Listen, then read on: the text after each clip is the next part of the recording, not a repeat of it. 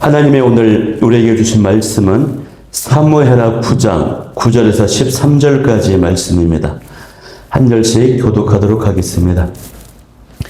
왕이 사울의 시종 시바를 불러 그에게 이르되 사울과 그의 온 집에 속한 것은 내가 다 내 주인의 아들에게 주었노니 너와 내 아들들과 내 종들은 그를 위하여 땅을 갈고 거두어 내 주인의 아들에게 양식을 대주어 먹게 하라.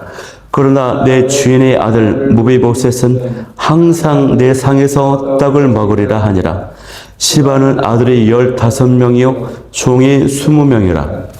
시바가 왕께 아뢰되 내 주 왕께서 모든 일을 종에게 명령하신 대로 종이 준행하겠나이다 하니라. 무비보셋은 왕자 중 하나처럼 왕의 상에서 먹으니라.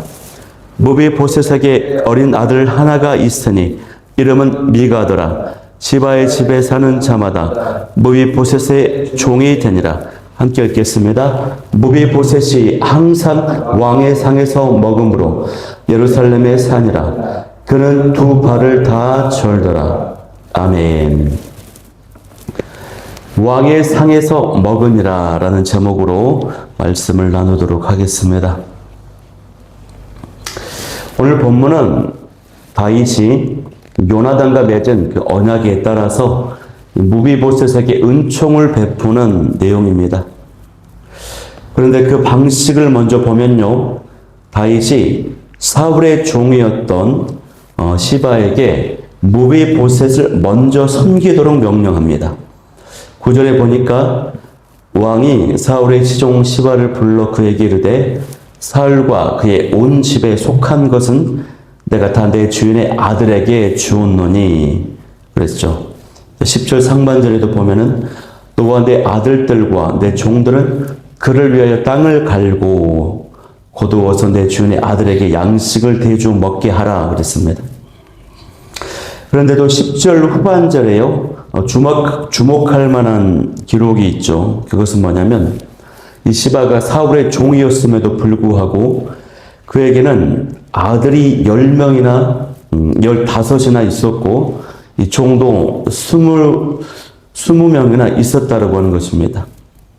이 시바는 사울이 죽은 후에 이 아들들과 종들을 거느리고 그야말로 주인 행세를 하며 살아왔던 것입니다. 그러나 다윗은 이제 이 시바에게 내 주인의 아들 무비보셋을 섬기라고 명령함으로써 이 무비보셋이 사울의 주인이다. 사울 집안의 대를 이을 자다. 그가 그 집안의 주인이다라고 하는 것을 확실하게 가르쳐주고 있습니다. 이 시바는 진짜 주인이 나타나자 자기가 누리던 것을 이제 다 내려놓게 되고요. 본래 있어야 될 그 자리, 종의 자리로 돌아가게 되는 것입니다. 이처럼 내 것이 아닌 것을 내 것처럼 여기며 주인 노릇을 하면 결국 다 빼앗기고 마는 것이에요. 마찬가지로 우리도 하나님이 내게 잠시 맡기신 것을 내 것이라고 착각하면서 주인 행세하면서 움켜쥘수록 하면은 우리가 빈손이 되고 부끄러움을 당하게 된다는 것입니다. 옛날에 들었던 우화가 하나 생각이 납니다. 재산이 아주 많은 어떤 집 주인에게 아들이 있었는데요. 이 아들이 먼 나라를 여행을 갔어요. 이 집 주인이 병이 들어 이제 죽게 생겼습니다. 그런데 아들은 언제 돌아올지 몰라요. 아들이 돌아오기 전에 자기가 죽게 되면은 이 자기 집 재산을 자기 집의 종이 빼돌리거나 다 가지고 도망을 갈 것이 뻔합니다. 그래서 이 집주인이 고심 끝에 유언장을 남기고 죽습니다. 그 유언은 이 집안의 전 재산, 이 모든 것을 이 종에게 넘긴다. 다만 내 아들이 돌아오면 아들은 이 집안에서 딱 하나만 소유할 수 있다. 이런 것이었어요. 그 유언장을 보고 이 종이 기뻐했습니다. 이제 모든 것이 내 것이다 하면서 이 집안을 잘 경영하고 관리했어요. 어느 날 아들이 돌아왔습니다. 아들이 유언장을 보았습니다. 처음에는 그 내용을 보고 굉장히 실망을 했어요. 그러나 가만히 생각을 해보니까 딱 하나만 가질 수 있다면 이 종을 나의 소유로 가지면 되겠구나 하는 것이죠. 그래서 그 종을 자기 소유로 갖기로 합니다. 그래서 결과적으로 그 집안의 모든 재산이 그 아들의 소유가 되었다라고 하는 이 우화가 아주 말씀을 준비하는데 생각이 나더라고요. 내게 주신 그 모든 것은요, 사실 하나님은 나에게 맡겨주신 것입니다. 나의 어떤 물질도, 시간도, 생명도, 가족도, 나의 어떤 은사, 재능, 이 모든 것이. 그러므로 내가 주인인 것처럼 여기서는 안 될 것입니다. 내게 주신 이 모든 것은 하나님이 맡기셨다라고 하는 이 청지기 의식, 이 정신을 가지고 나아가는 오늘 이 아침이 될 수 있기를 바라요. 다시 본문으로 돌아와서요. 다윗이 시바에게 주지시킨 내용은 크게 두 가지인데요. 첫째는 사울 집안에 속한 모든 재산이나 소유를 모두 무비보셋에게 되돌려 줄 것이라는 것입니다. 우리가 어제 본문에도 살펴보았지만 당시 무비보셋은 로드발 암멜의 집, 그 신세를 지면서 가난하고 비참한 처지에 있었습니다. 그런데 이제 사울 집안의 모든 재산과 소유를 돌려받게 된다면 이 무비보셋은 한순간에 막대한 이 부를 소유하게 될 수 있어요. 사울의 집안이 거의 멸족을 당하고 몰락했지만 그래도 40년 동안이나 한 나라를 통치한 왕가였기 때문에 그 나라의 재산이 상당했을 것이 분명합니다. 그것을 모두 무비보셋에게 돌려준다? 이것은 부와 함께 명예가 회복이 된다는 것입니다. 한순간에. 두 번째로 다윗이 이 시바에게 당부한 것은 두 번째로 다윗이 무비보셋에게 행한 것은요. 자신의 상에서 함께 이제 식사를 할 수 있다라고 하는 것입니다. 이것은 그가 왕자라고 하는 그 신분을 회복시켜 준다라고 하는 내용이에요. 이것은 다윗이 요나단과 맺은 그 언약을 지키는 데 있어서 단순한 의무감으로 했던 것이 아니라 정말로 진심으로 정말로 마음에서 우러나오는 사랑과 간용으로 행했다라고 하는 것을 보여줍니다. 이처럼 다윗이 은혜를 베풀고 있는데요. 여기에서 우리는 은혜가 무엇인지, 은혜라고 하는 것은 회복시키는 능력이구나, 회복시키는 능력이구나 하는 것을 발견하게 됩니다. 다윗은 단순히 무비보셋의 목숨만 살려준 것이 아니고 땅도 돌려주고 재산도 돌려주고 신분도 회복시켜주고 미래를 보장해 줍니다. 하나님의 은혜도 마찬가지입니다. 하나님이 우리에게 베풀어 주신 구원은요, 단순히 생명 주시고 천국 가게 해주시는 것이 거기서만 국한되는 것이 아니라 잃어버린 관계, 잃어버린 신분, 그 능력, 권위, 정체성, 담대함, 잃어버린 그 기업까지도 회복시켜 주시는 것이라고 하는 것입니다. 이 같은 다윗의 명령에요. 시바는 그대로 준행하겠다라고 순종하겠다라고 답변합니다.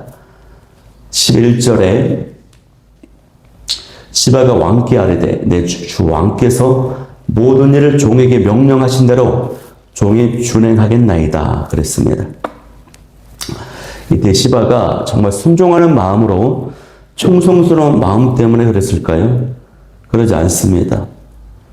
왜냐면요, 이 시바는 훗날에 압살롬의 어떤 이 반역을 피해서 도망하는 다윗 왕에게 자기의 주인인 무비보셋을 모함을 하거든요. 그래서 모함에서 그의 재산을 차지하려고 합니다. 이 모습을 살펴보건대 시바는 이때 주인인 무비보셋에 대한 충성심에서 그렇게 했다기보다는 이 왕의 명령이니 어쩔 수 없이 순종하겠다고 한 것이었어요. 그러나 여러분, 이것이 바로 하나님 나라의 질서라고 하는 것입니다. 나에게 손해가 있고 나에게 유익이 없지만 그래도 왕의 명령이니 어쩔 수 없이 따르겠다라고 대답을 할 수밖에 없는 것이에요. 이것이 하나님 나라의 질서라고 하는 것입니다. 왕과 같은 하나님의 말씀이 저와 여러분에게 떨어지면, 주어지면 손해가 있고 유익이 없어도 순종해야 되는 것입니다. 저와 여러분은 하나님의 말씀을 취사 선택을 하고 있지는 않습니까? 아니면 그대로 순종합니까? 내가 손해볼지라도 유익이 없을지라도 하나님 말씀이 주어지면 그 말씀에 그대로 순종할 수 있는 저와 여러분이 되기를 바랍니다. 이어서 다윗은요, 서로의 가족을 보살펴 주기로 한 요나단과의 약속대로 이 무비보셋에게 은혜를 베풉니다. 본문에 이제 다윗이 무비보셋에게 실천한 두 가지 내용이 나오는데 12절에 보면은 시바의 집에 구하는 자들이 무비보셋의 종이 되었습니다. 다윗이 무비보셋을 보살펴 주기 전까지 그는 시바의 집에 구하는 자들보다 더 비참하고 가난한 처지에 있었는데 다윗을 통해서 이 무비보셋은 이제 그들보다 더 나은 풍성한 삶을 살게 되는 것입니다. 또 다른 하나는 13절에 보듯이 무비보셋은 예루살렘에 거하면서 항상 왕의 상에서 먹게 되었습니다. 이것은 이제 다윗이 무비보셋을 왕으로, 왕자로, 왕족의 일원으로 대우를 해 주었다는 것이죠. 그런데 이 말씀에서요, 계속해서 이 무비보셋이 왕의 상에서 먹었다라고 하는 내용이 반복돼서 기록되고 있어요. 이 내용이 9장에서만 4번이나 기록이 되고 있습니다. 특별히 그가 신체적인 결함이 있었음에도 불구하고 다윗과 함께 식사를 했다라고 하는 것은 어마어마한 축복이라고 할 수 있어요. 다윗이 그 무비보셋에게 진정한 사랑과 극진한 보살핌을 주는 것인데, 그런데 이것이 일시적인 은혜가 아니었고 지속적으로 진행되는 은혜라는 것을 우리가 확인하게 되죠. 이례적인 왕과의 식사가 아니라 계속해서 예루살렘에 있는 동안 계속해서 식사를 합니다. 그런데 9장 12절에요. 갑자기 어떤 기록이 있습니까? 무비보셋의 어린 아들 이름이 소개가 되고 있습니다. 맥락으로 보면은 좀 어색할 수 있는 내용이 갑자기 등장을 하는 것입니다. 갑자기 12절에 무비보셋의 아들 미가의 소개가 나오는 이유는 뭐냐면 하나님의 은혜가 이 요나단의 언약 때문에 주어지고 있다라고 하는 것을 보여주는 것입니다. 고대 금동에서는 이제 후손의 존재가 매우 중요한데 이 사울의 왕가가 몰락했죠. 그럼에도 불구하고 하나님께서 이 요나단의 혈통을 보존해 주셨다, 은혜를 베푸셨다라고 하는 이런 기록인 것입니다. 특별히 또 미가라고 하는 이름의 뜻이 뭐냐면요, 누가 여호와와 같은가 이런 뜻입니다. 즉 은혜를 입은 사람의 고백이라고 할 수 있어요. 은혜를 입은 사람이 하나님을 향한 신앙 고백이라고 할 수 있습니다. 그래서 이 기록은 뭐냐면 이제 9장 전체가 어떤 내용입니까? 이 무비보셋과 그의 아들 미가에게 임하는 그 은혜를 기록하고 있어요. 하나님의 은혜, 다윗을 통해서 은혜가 계속 주어지고 있는 것을 이 9장에 계속 기록되고 있는 것입니다.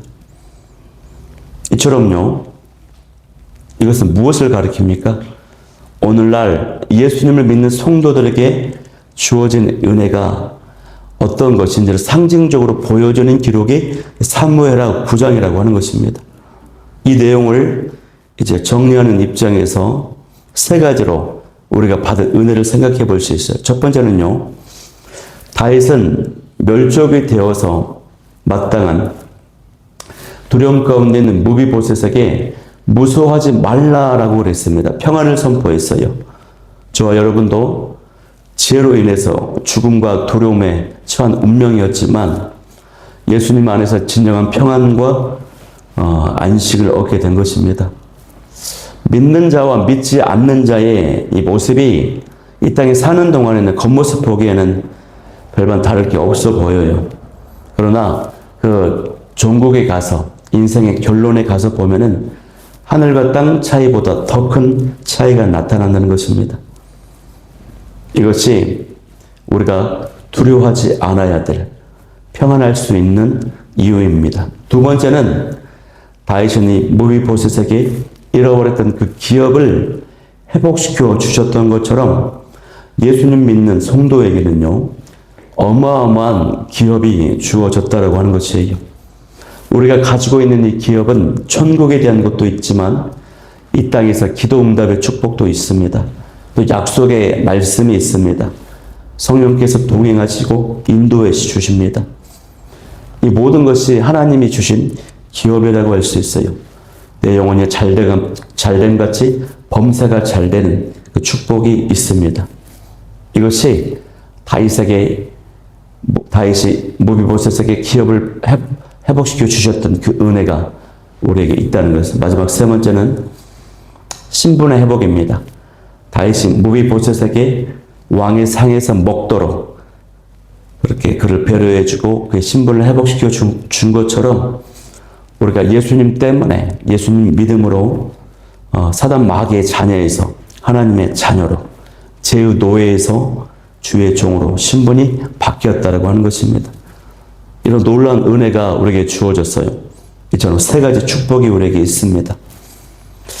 우리의 연약함과 우리의 허물과 죄악에도 불구하고 하나님께서 우리에게 축복과 놀라운 은혜를 허락하셨는데 이 사실 앞에서요, 우리가 정말 감사하면서 찬양하면서 담대하게 나아가는, 특별히 오늘은 종의 의식, 청지기 의식을 가지고 나아가는 하루가 되기를 축복합니다.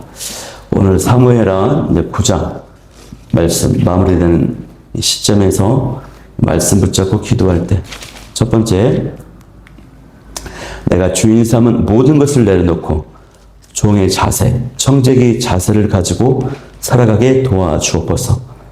두 번째는 나에게 손해가 있고 유익이 없어도 주의 말씀이라면, 왕 같은 하나님의 말씀이라면 온전히 순종할 수 있게 도와주옵소서. 세 번째는 자격 없는 내게 주신 그 하나님의 축복, 은혜가 무엇인지 다시 한번 정리하면서 하나님을 향한 감사와 감격, 그 찬양이 회복되게 도와주옵소서.